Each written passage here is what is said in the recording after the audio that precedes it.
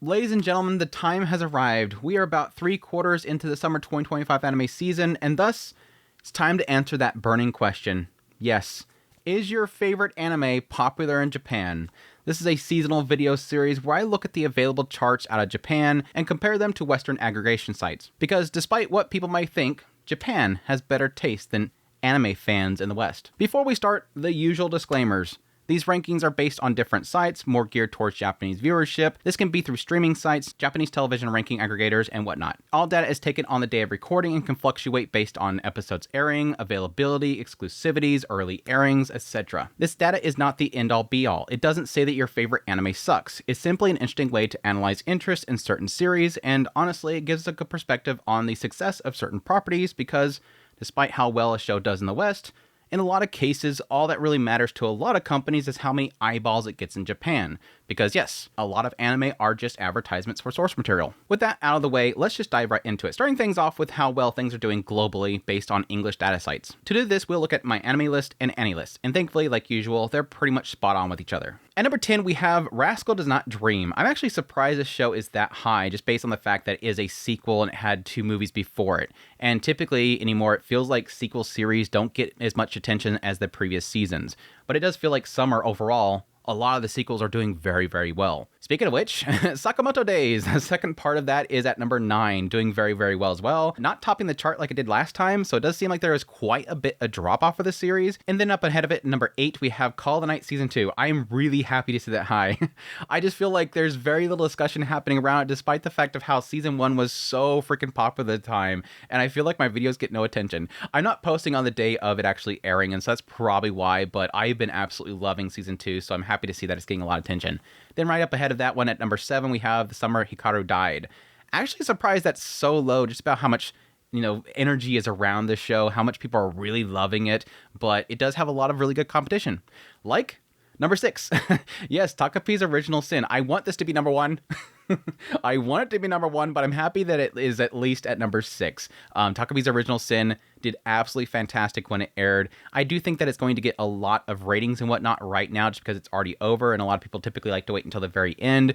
It does seem like it's scoring very well, but I love the hype. I love that it's got this much attention, and we'll see in a bit how well it's doing in Japan. Then at number 5, we have Gachiakuta, our new shonen series for the summer season. Actually kind of surprised that it's at number 5, but it's still doing very well. Number 5 at the entire season of like 80 shows is really incredible, so still good there. Number 4, Kaiju number 8. Again, similar to Rascal, it's still holding strong. I think it's because it's so recent that the first season kind of aired that it is still kind of holding on to that hype, so really cool to see that there. Then number 3, despite the fact that Netflix is holding on to it, I'm going to never let that one go. Number 3, Fragrant Flower Blooms. Yes, that show is holding strong. People are absolutely loving it. They're finding ways to get a hold of it. They're using VPNs. They're downloading it. They're finding it their own ways. Good job there, Netflix, for holding still with it. But yes, really happy to see it that high. It's an absolutely fantastic show. It does feel like it's pretty cool to see that a lot of the romance series get this much attention because typically romance series don't really top the charts. Unfortunately, a lot of slice of life and romance just kind of get buried under shonens and whatnot. So seeing it that high is actually a massive statement. It really does show, at least in, again, the memberships of Mal and AniList, that despite that, it's holding strong. It's showing the fandom is kind of shifting from just always wanting battle action shows and whatnot, which is a sign with number 2 as well, which My Dress Up Darling, Season 2. Again, a sequel that's really holding strong. Absolutely love to see it there. Really loving the show so far. Season 2, actually, I feel has been even better than the first season, despite the fact that there's very little juju. She's showing up. She's showing up. Then at number 1, no shock to anyone. Not a surprise. You can already hear it in your head. Dandadan, yep, it's back, and it's still strong as ever. Still holding that number 1 slot. I covered this last time. I want to do it again, but Anime Trending has been pretty good to kind of see how the current fandom is kind of favoring certain shows. And I checked out the recent week that they had for their charts, and it's showing that, yes, There's No Freaking Way is actually at number 10. I'm actually surprised that show is holding so strong. The fandom around that Yuri is just, they thirsting for it. They want that Yuri. It's holding strong. But number 9, I love to see that Call of the Night was holding there. Kaiju number 8 at number 8. Hanako-kun at number 7. Yes. Yes. Somebody loves Hanako-kun as much as I do. Love to see that there. Number 6, Hikaru Dies. Number 5, Rascal Does Not Dream. Number 4, Silent Witch. good to see it there just because with AniList and Mel, it's way down like 15, which is kind of heartbreaking. Number 3, Fragrant Flower Blooms. Yes, love to see it there. Love to see the Fragrant Flower Blooms. Love, again, people are finding ways to check it out, and I love that. And number 2, My Dress Up Darling, and number 1, dandadan. So yeah, kind of very close to Mal, which is kind of surprising there, except for the fact that Silent Witch is so high and Hanako-kun's up there. So again, I love to see the love. It is important to note that before its finish, yes, Takabi's Original Sin was dominating on Anime Training. So since it's not airing anymore, it's not going to be on the rank anymore. But that's English. That's the West. Let's look at the Japanese charts. We have a few sites that we check out. Like I said, I usually go through like Amazon.jp. I usually go through things like Abema, which is a streaming service, and different ranking aggregator sites. Let's start things off with Abema, because I always think that Abema is the most raw way that I can check popularity of the shows. Because Abema is a streaming site for different anime, and it actually shows you the actual viewership. So it's like raw numbers that you can look at, you can collect that data, you can put it into a ranking and all that kind of stuff. Yes, like I said before, the stipulation here is that some of these shows are actually earlier on other platforms. There's some shows that are early on this platform, so that does affect the different rankings. But again, this is raw data. You actually get viewership counts. Starting at number 10 for Abema, we have the Shy Hero and the Assassin Princesses. That's a shocker. I know that one's not doing as well in the West, but it looks like they're loving it on Abema. It's sticking up there at number 10, doing very well. Number 9, we have Togen Anki. I mean, this is probably going to be the rare moment where I'm like, you know, good on you guys. It's not really my show, but I'm happy they're enjoying it. Very shonen-esque. It's very shonen-esque. Number 8, we have Kaiju number 8, season 2, doing very, very well. Number 7, I Was Reincarnated as the 7th Prince. They're still loving the 7th Prince. They're still loving 7th Prince in Japan. Number 6, we have Sakamoto Days Part 2. Number 5, here's probably the big shocker for a lot of people. Get ready for it. The Water Magician. Yep, the Water Magician. I always say this every single season, every single one of these ranking charts. Yes, there's going to be a lot of shows in here where it's just an escapism show, and the Water Magician really does fit that bill. The other key thing to note here is that it's on Prime early. Amazon Prime has it early, but it's still number 5 on Abema. That shows some strength there. The number 4, Scoop by the S-Rank Adventurer. Yes, that show doing very, very well on Abema. Now, I will note that that is early on Abema, so it's going to have a lot more numbers there than other platforms, but still. Then we have number 3, dandadan. Again, even though it's on so many other platforms, doing very strong here as well. Number 2, Takapi's Original Sin. Love to see it. I love to see it. I love to see it. I love that show, so I'm loving to see the love. But Takapi's Original Sin almost topped the entire chart. The only show that beat it out at number 1, the summer Hikaru died. That's some damn good numbers. That is some damn good numbers. It is exclusive, I think, to Netflix and Abema, so you'll only see it on those 2 platforms, but still, really good numbers. Just barely top Takapi. I mean, we're talking like, not even like 5% of the numbers difference there. Moving on to our next streaming platform, we have dAnime Store. Unfortunately, they don't give actual viewership counts or anything like that. I just have to go based on their ranking listing, so I just have to trust their rankings. But yeah, they have at number 10, they have Private Tutor to the Duke's Daughter, which I think it's our first time seeing that one listed, so that's great. Number 9, they have Otherworldly Apocalypse. Again, another one that's first time seeing that. Number 8, Shield Hero. So at least that platform, Shield Hero, is still doing well. Shield Hero Season 4 is still doing well there. Number 7, Outcast Diner. Again, they love their escapism. Again, I don't think you'll even see that on the Mal list anywhere. Number 6, dandadan, still doing strong there. Number 5, Silent Witch. Love to see that love there. Number 4, again, Scoop up by the S-Rank Adventurer. Again, it's just these shows that nobody even thinks about in the West. They just absolutely eat it up. Number 3, My Dress Up Darling. Number 2, again, The Water Magician. They love The Water Magician. Just gets that love.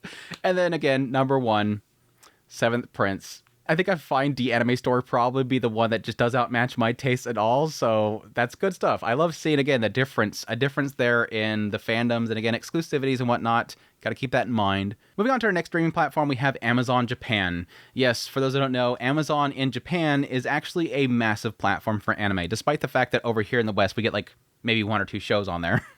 In Japan, they pretty much get everything, and they had quite a bit of numbers in there as well. Now, unfortunately, again, we don't really have like an actual viewer count set up there, but you can go based on actual ratings and actual rankings. And so that's the two data sets that I actually have for this. Starting off with ratings itself, based on 5-star rating. Starting things off with number 10, we have Rui Rocks. Yes, finally get to see Rui Rocks somewhere.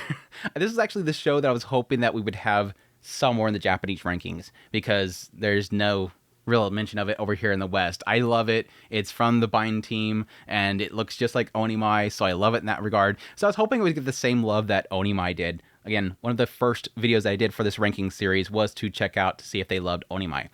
But yes, it's down there at 10 with a ranking of 4 stars. Doing really well. Number 9, we have Takapi's Original Sin. Again, getting a lot of love there with a 4-star, with more ratings. Dandadan at number 8. Grand Blue Dreaming at number 2. I think this is the first time we see that at a 4.5. Doing very well over there. Again, another one that's early on Amazon. With You in the Rain with a 4.5. Dr. Stone, Science Future with a 4.5. Number 4, The Fragrant Flower Blooms with Dignity. Again, it's everywhere. No matter what platform it's on, Fragrant Flower Blooms is doing very, very well at a 4.5, even though it has an early release on Netflix. Clevitas at number 3 with a 4.5, and that's actually a late release on Amazon. Number 2, we have new Pantheon Stocking Garter Belt with a 4.5. Again, another one that is early on Prime. And number 1, yes, My Dress Up Darling Season 2 with a 4.5 with the most ratings overall. Doing very, very well. Looking at the total ratings overall, which gives you a feeling of how many people are actually watching it on the platform, the only thing different really that I would note there is that City, the animation, is sitting at number 6 with the most ratings. So it's finally seeing City somewhere. It's kind of unfortunate that with Prime being its only platform to be on, that it wouldn't be topping the charts, that people would be, actively clamoring to go watch it. Again, being a KyoAni show based on the same creator of Nishisho. But it looks like it's just not getting much attention there. Rui Rocks is at number 5, Sakamoto Days at number 4, Takapi's Original Sin, again, at number 3, Dandadan at number 2, and My Dress Up Darling at number 1. For our last streaming platform we're going to look at is, of course, Netflix Japan. Now, unlike, again, from the West, Netflix anime pretty much dominates during the anime season. This stuff just keeps topping the charts, and it's good to see. But yes, I go through pretty much all the available weeks that it has been airing the shows, and I will add up its placement on the top 10 chart and give it a weighted value based on its placement. Number 10, Seventh Prince. Yes, Seventh Prince. It barely got on the list. It popped up there, I think, once, maybe twice at a low rating, but yes, it got up on the list. Number 9, Gachiakuta. Again, it just popped up there once, just very briefly. Hell's Teacher, again, also popped up there very briefly at number 8. Number 7, Togen Anki, popped up there a couple times. My Dress Up Darling at number 6, doing very well. Number 5, Fragrant Flower Blooms, up on the charts quite often, doing very well in Japan. Number 4, again, Takapi's Original Sin. Love to see the love. It was actually on the chart quite a bit. I think only one week that it was airing, it was not on the chart. So doing very, very well on Netflix Japan, despite its very short airing. Number 3, we have Summer Hikaru Dai, doing very, very, very well. I think that was one of the leading ones that was always up on the charts. Number 2, Kaiju number 8, still dominating in Netflix Japan. And then number 1, just like the last time, pretty much number 1, if not that, number 2 or 3 of every single week in its first airing. And it's the same this time, Dandadan. Dandadan absolutely dominating Netflix Japan. Moving on to TV broadcasts, we have a few TV rankings aggregators. First one being Video Research and Kanto.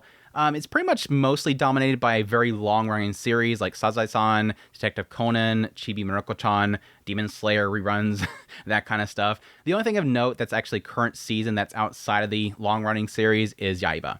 Yaiba was at number 9, doing very, very well on that site. Moving on to Anime Iga, which is Demora. We have at number 10, we have Rascals Not Dream, doing very, very well. Number 9, we have Witch Watch. Finally seeing Witch Watch somewhere. It feels like it kind of fell off quite a bit. I don't remember how well it did last season, but it's been an ongoing series. Number 9 is huge, though. Number 8, we have Gachi Akuta, doing well there. Number 7, Summer Hikaru Died. Feels like it's like literally on every single platform, so it seems like that across the board is doing very, very well. Number 6, Sandland. They must have a re-airing or something like that, so they decided to pop up on there. Number 5, Dandadan Season 2. We have number 4, The Water Magician. Japan really loves Water Magician, doing very, very well. Number 3, Call of the Night Season 2. Finally seeing Call of the Night somewhere in Japan. Love to see that there. Number 2, Togen Anki. And number 1, Kaiju number 8.